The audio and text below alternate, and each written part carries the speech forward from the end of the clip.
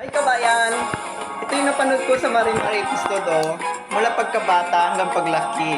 Grabe, walang katulad. Ikaw talaga, Marian Rivera, the best ka. Kahit anong gawa nila ng transformation, walang-wala. Pero, nung ito, wala pati ng transformation. Ito'y sayo pa lang, di ba?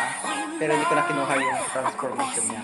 Ito'y sayo lang siya sa Marimar. What's this? Sa lolo't lola na mulat, di nagkulang sa pangarap, busog sa pagmamahal. Marimar, ako si Marimar. Simple man at mahirap, meron din mga pangarap, hangad sa pagdarasal, tunay na pagmamahal.